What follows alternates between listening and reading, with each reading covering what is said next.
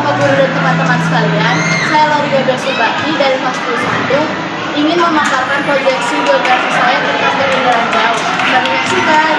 Komponen-komponen penginderaan jauh. Komponen penginderaan jauh sendiri terdiri atas sumber tenaga, atmosfer, objek, sensor, wahana, perolehan data, dan penggunaan data.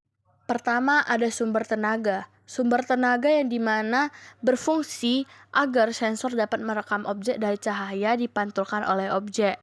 Dan sumber tenaga yang digunakan dalam sistem penginderaan jauh adalah tenaga elektromagnetik. Dan juga selain elektromagnetik, sumber utamanya adalah sinar matahari. Selain sinar matahari juga bisa menggunakan tenaga buatan. Oleh karena itu, sumber tenaga terbagi menjadi dua, penginderaan jauh sistem pasif dan penginderaan jauh sistem aktif. Yang pertama ada penginderaan jauh sistem pasif, yang dimana penginderaan jauh sistem pasif ini menggunakan sumber tenaga alamiah, yaitu sinar matahari sendiri, sehingga perekamannya hanya dapat dilakukan pada siang hari dengan kondisi cuaca cerah atau tidak berawan. Kedua ada penginderaan jauh sistem aktif, yang dimana perekaman penginderaan jauh sistem aktif menggunakan sumber tenaga buatan dengan tenaga pancaran cahaya, sehingga memungkinkan perekaman ini dilakukan pada malam hari dan siang hari dengan berbagai kondisi cuaca, baik cerah maupun berawan. Yang kedua ada atmosfer. Atmosfer mempunyai peran menghambat atau mengganggu tenaga sinar matahari yang datang melalui serapan, pantulan, dan hamburan. Atmosfer sendiri bersifat selektif terhadap panjang gelombang, yang dimana hambatannya ini disebabkan oleh debu, uap air, dan gas. Dan tidak semua spektrum gelombang elektromagnetik mampu menembus lapisan atmosfer.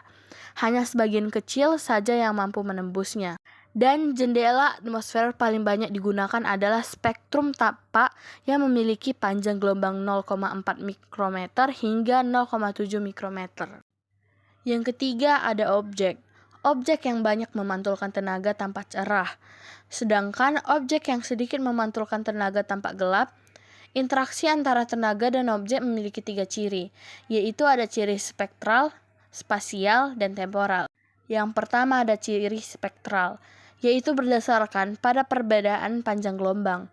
Sebagai contohnya pengenalan pertama objek berdasarkan kecerahan dan warnanya. Kedua ada ciri spasial, yaitu berdasarkan pada perbedaan pola keruangan seperti bentuk, ukuran, tinggi, dan tekstur. Ketiga ada ciri temporal, yaitu berdasarkan pada perbedaan waktu, perekaman, dan umur objek. Umumnya digunakan untuk mengenali atau menganalisis vegetasi.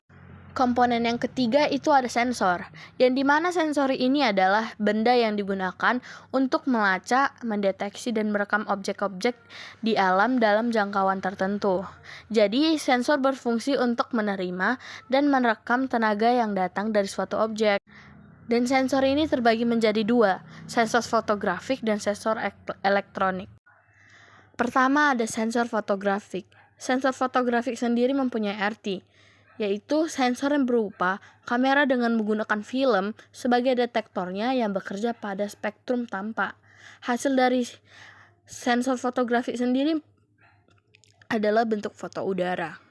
Yang kedua ada sensor elektronik, yang dimana sensor elektronik ini menggunakan tenaga elektrik dalam bentuk sinyal elektrik yang beroperasi pada spektrum yang lebih luas, yaitu sinar X, sampai gelombang radio dengan pita magnetik sebagai detektornya.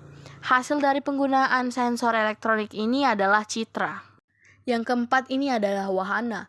Wahana sendiri adalah kendaraan yang digunakan untuk membawa sensor guna mendapatkan data inderaja yang seperti kita lihat terdapat di gambar seperti satelit.